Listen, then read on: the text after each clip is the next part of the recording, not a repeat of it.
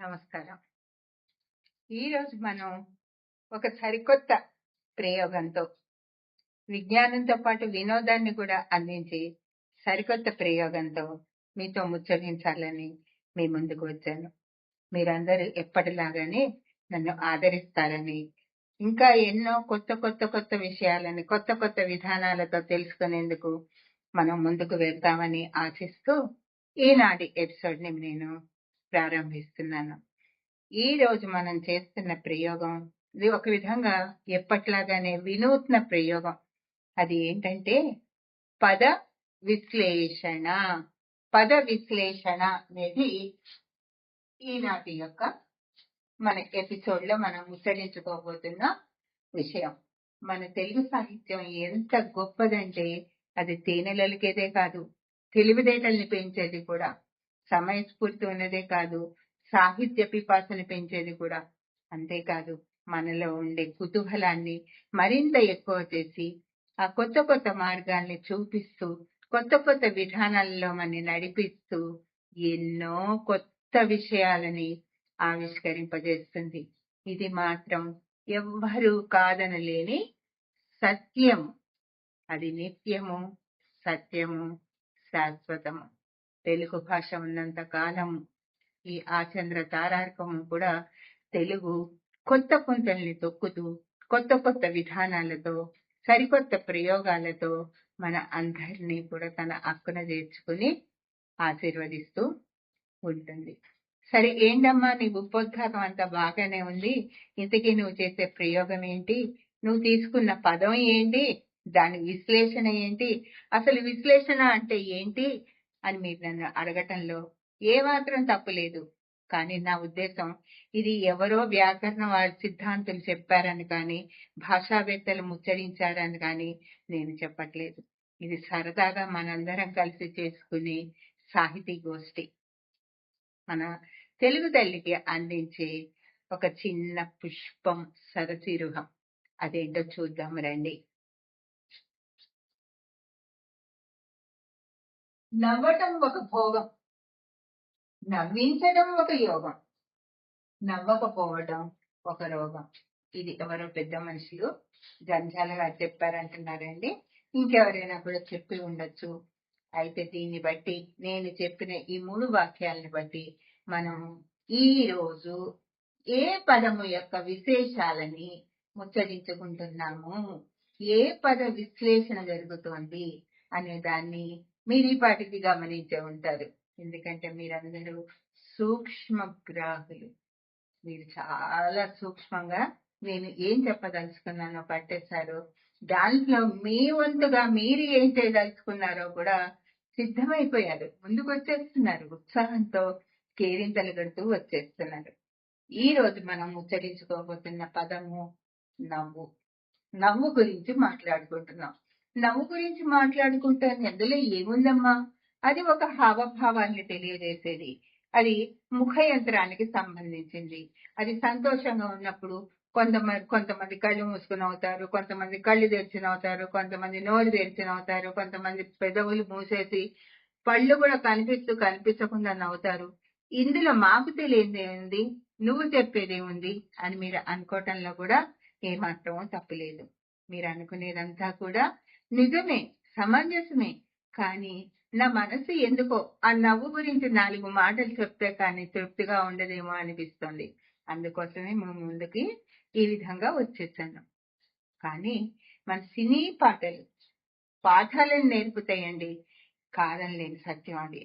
ఒక్కొక్క పాట ఒక్కొక్క విధానాన్ని తెలియజేస్తూ ఉంటుంది. అదే విధంగా మనం ఈ రోజు నవ్వు గురించి తెలుసుకోవటానికి హసితము, స్మితము, హాసము అనే పదాలు తత్సమ పదాలు, సంస్కృతం నుంచి మనం తీసుకున్నవి. వాటిని మందస్మితము, దరహాసము అలా కూడా మనం మాట్లాడుతూ ఉంటాము. కానీ అసలు తెలుగులో హాయిగా నవ్వుకోవటానికి నవ్వరా, నవ్వు అనే పదమే ఒక విరిచిన పువ్వులాగా మన ముందు ఉండి పరిమళాలని వెదజల్లుతూ ఉంటే మనం ఆఘ్రాణించకుండా ఉండగలమా? ఆనందించకుండా అసలు ఉండగలమా? ఆచరించకుండా అంతకంటే ఉండగలమా? రండి, ఆ 3 విధానాలు ఏంటో చూసేద్దాము. ఆ నవ్వు అనే పదం మనకి ఏం చెప్దాం అనుకుంటుంది, ఏ విధంగా మనలో తన యొక్క ప్రభావాన్ని అందించడానికి ప్రయత్నిస్తోంది అనే విషయాలని ముచ్చటించుకుందాం. దీనికి ఆధారంగా నవ్వు అనేది నవరస శోభితమండి. నవనవోన్మేషము. అంటే ఎప్పటికప్పుడు కొత్త పుంతల్ని తొక్కుతూ ఉండటాన్ని నవనవోన్మేషము అంటారు. నవరస భరితము కూడా అండి. నవ్యతా భరితం కూడా నవ్వే, కాదనలేని సత్యము.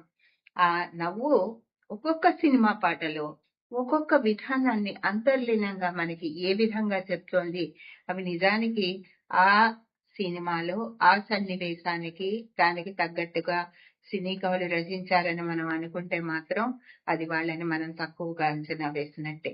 మన సినీ కవులు కూడా సినీ సాహిత్యం ద్వారా, సినీ గేయాల ద్వారా, సినీ పాటల ద్వారా ఎన్నో కొత్త విషయాలని, అద్భుతాలని హాయిగా ద్రాక్ష పండు రసంలాగా మనకి అందిస్తున్నారు.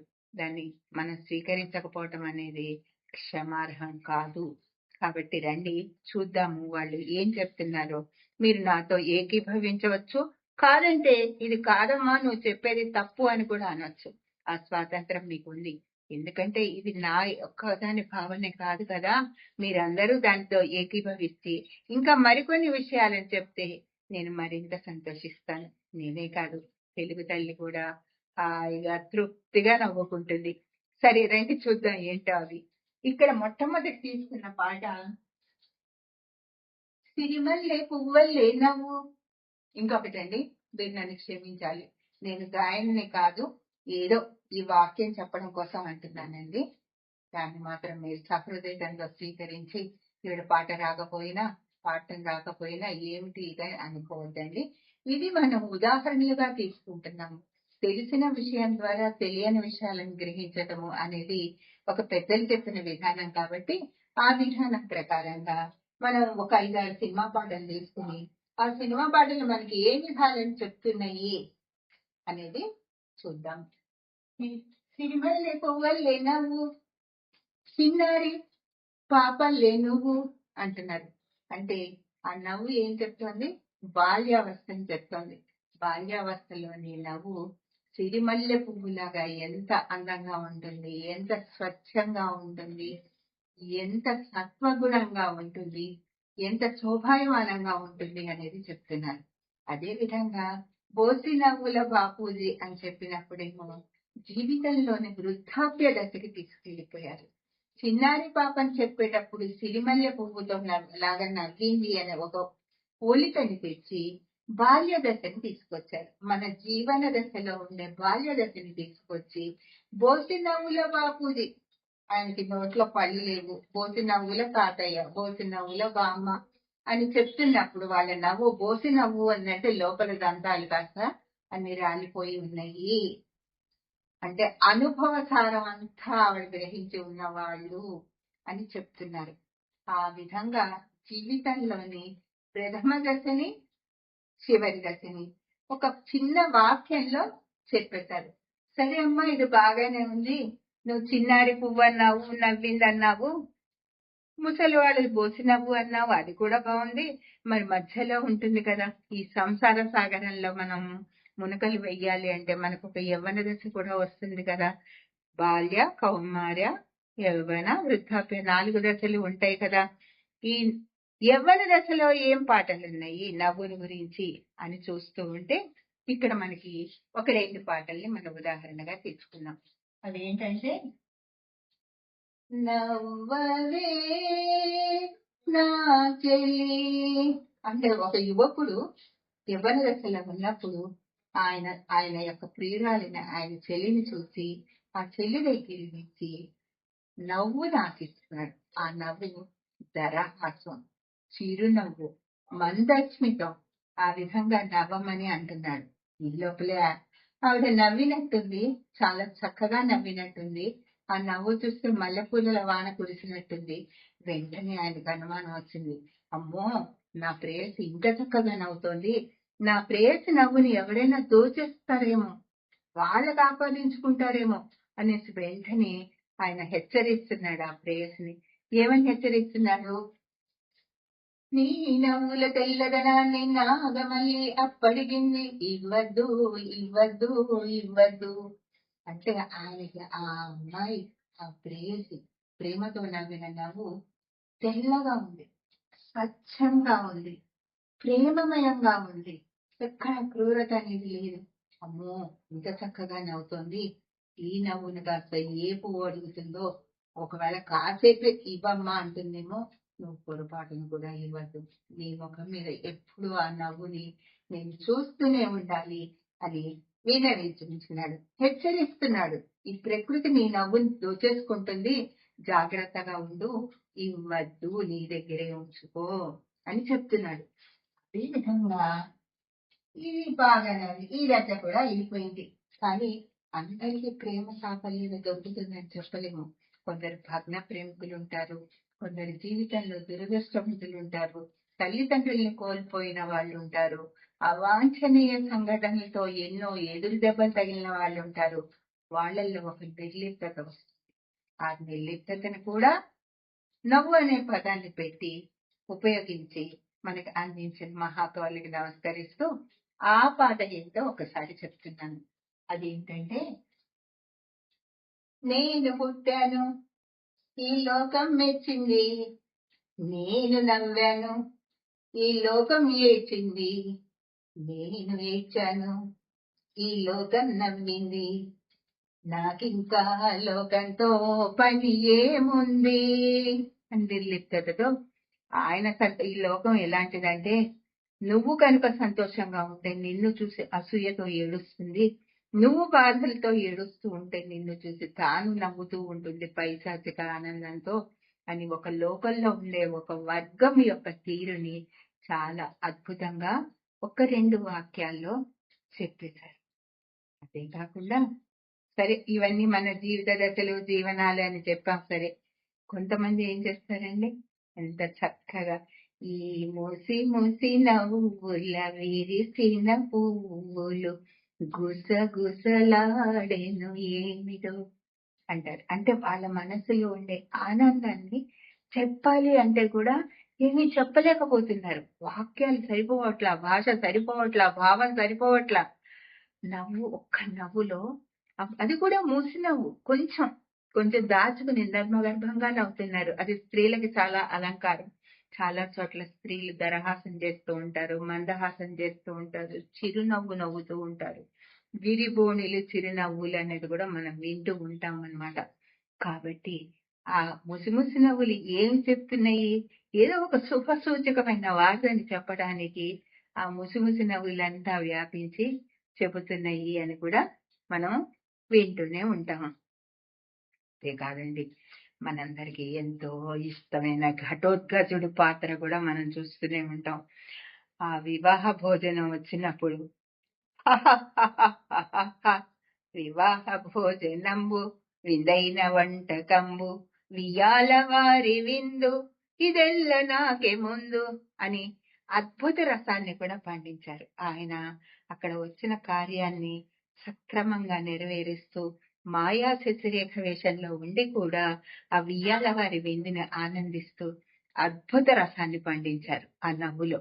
ఈ విధంగా మనం సినిమా గేయాలు, సినీ గేయాలు తీసుకుంటే అద్భుతం ఉంటుంది, శాంతం ఉంటుంది, కరుణం ఉంటుంది, శృంగారం ఉంటుంది, విప్లవం ఉంటుంది, వినోదం ఉంటుంది, నవరసాలు కలిసి నవ్వుగా మారి అందరినీ కూడా ఆనందిస్తూ, అలరిస్తూ, హెచ్చరిస్తూ, ప్రోత్సహిస్తూ నవ్వు ప్రోత్సహించడం ఏంటండి, మీరు మరీ చెప్తారు అని మీరు అంటారు, నాకు తెలుసు.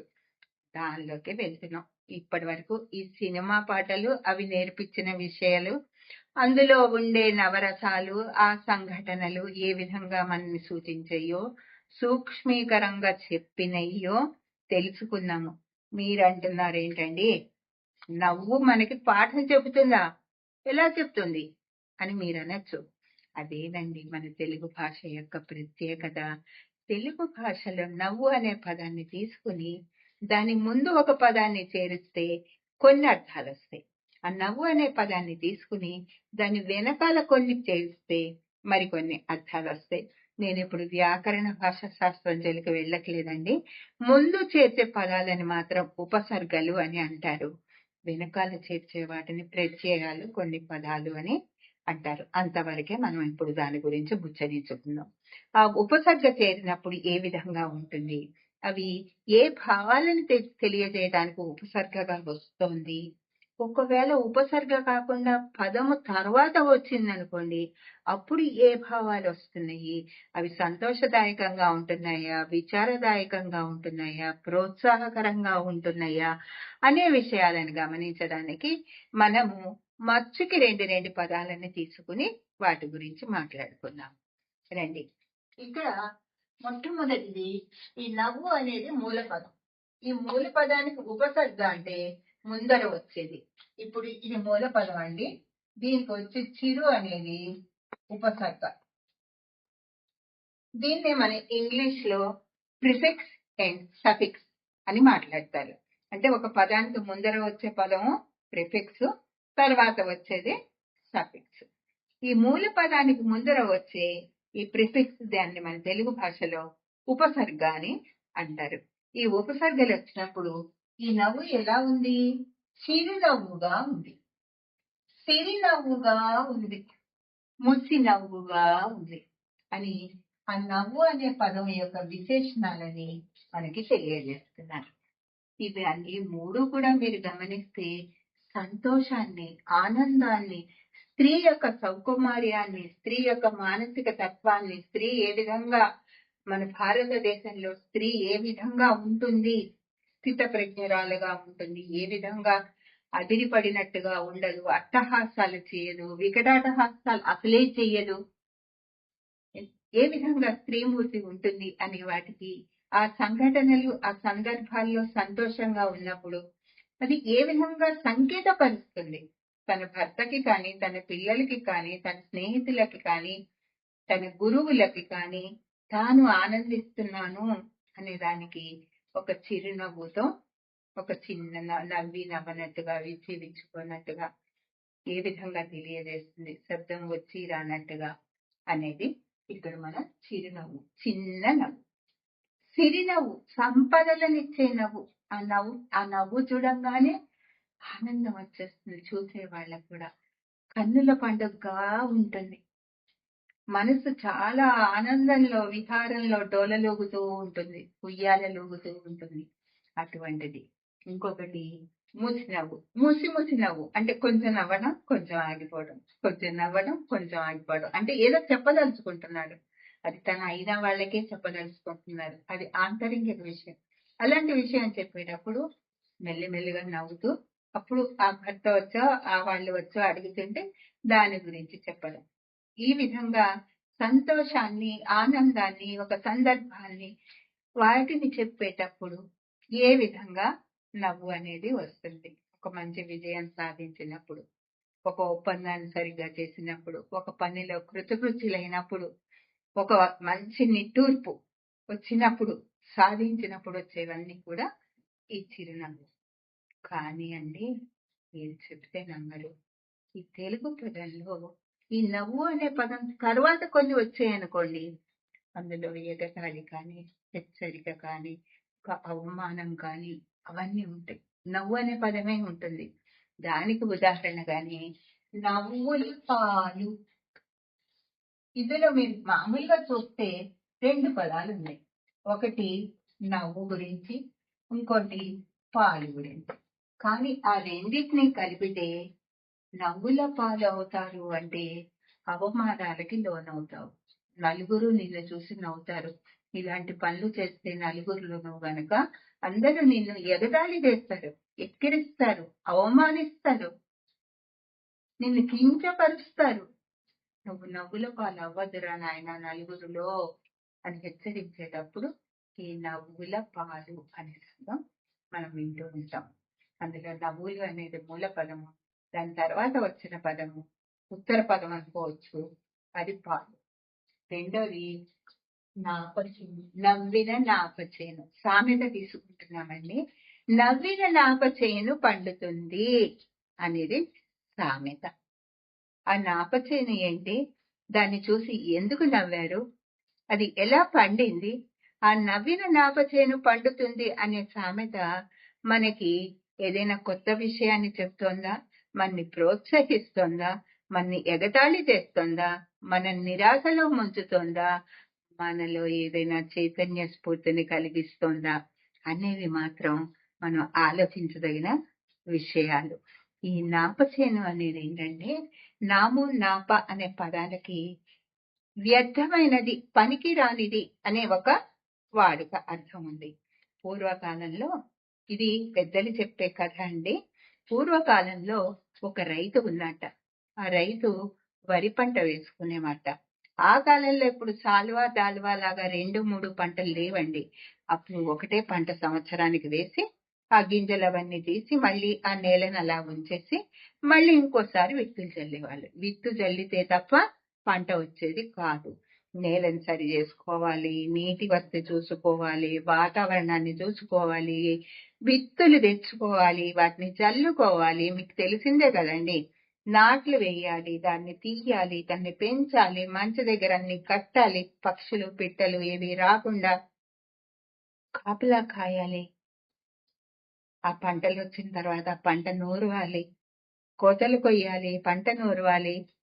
అవన్నీ చేస్తేనే కదా వచ్చేది. అలాంటప్పుడు ఆ పంటలో వరి కంకులు ఉన్న దాంట్లో ఇదివరకు మొత్తము తీసేసేవాళ్ళంట. తీసి దాని మీద పూరీలు కట్టి వరిని దాచేవాళ్ళు. కానీ పాపం ఒక రైతుకి చాలా పేదవాడనమాట. చాలా పేదవాడయి ఆ కూలీలకి డబ్బులు ఇవ్వలేక, తాను శ్రమ పడలేక కొన్ని దుంగలలాగా ఈ కంకులు 4, 5 అంగుళాల వరకు వచ్చిన కంకుల్ని అదే విధంగా వదిలేసట ఆ పొలంలో. దాన్ని చూసి అందరూ కూడా ఈయన పేదరికాన్ని, ఈయన తెలివి తక్కువతనాన్ని, ఈయన సోమరితనాన్ని అనుకునే వాళ్ళు అందరూ ఎగతాళి చేసేవాళ్ళ, నవ్వేవాళ్ళ ఆయన చేను చూసి. నీ చేనులో నాము ఉందయ్యా, అంటే ఆ మొండిగా ఉన్నాయి. నాప ఉందయ్యా, నీ చేను నాప చేను అంటే అందులో దున్ని లేదు, విత్తులన్నీ సరిగ్గా తీసి లేవు, వేళ్లు తీసి లేవు, కొన్ని వరి కంకులు అలాగే ఉన్నాయి, సగం వరకు అవి తీయబడి మిగతా సగం అలాగే ఉన్నాయి అని నవ్వేవాళ్ళ. నవ్వితే పాపం ఆయన ఏమీ చేయలేక భగవంతుడి మీద భారం వేసి, చాలా సహృదయుడు, సౌమ్యుడు, అదే విధంగా లేదు, నేను దీని నుంచి కూడా పండిస్తాను అని ఒక నిర్ణయించుకుని ఎవరితో ఏమీ చెప్పకుండా ఇలా వర్షాకాలం వచ్చింది, మంచి సకాలంలో వానలు కురిసినాయి. ఆ నాపు చిగురించడం మొదలుపెట్టిందిట. ఆ వరి కంకు ఎప్పుడైతే ఆ సగం కోసిన వరి కంకులో చిగురు వచ్చిందో ఈయన మనసులో కూడా ఆశ వచ్చింది. సరే, సరిగ్గా ఈ కంకుల్ని తీసుకుని వీటితోనే వ్యవసాయం చేద్దాం ఈ సంవత్సరం అని వాటికి నీరు పట్టి దున్ని చుట్టూ చూసుకుని పక్షుల నుంచి చూసుకుని అదృష్టవశాత్తు చాలా చక్కగా పంట వచ్చింది ఆసారి.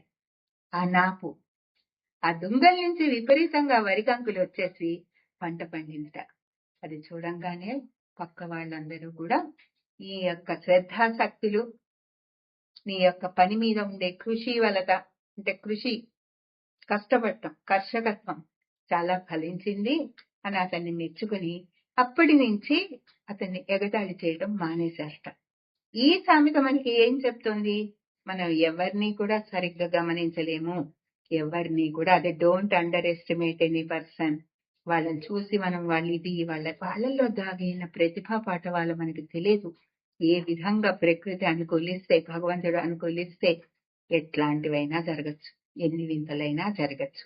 అది నవ్విన నాపచేను పండుతుంది అనేది ప్రతి ఒక్కరికి ప్రోత్సాహకరంగా, నువ్వు దేనికి కూడా నిరాశ పడవద్దు, నీకు అనుకూలమైన పరిస్థితులు వస్తాయి, నువ్వు అనుకున్నది సాధిస్తావు అనే ప్రోత్సాహకరంగా చెప్పడానికి చేసిన సామెత, అందులో ప్రయోగించబడిన సామెత.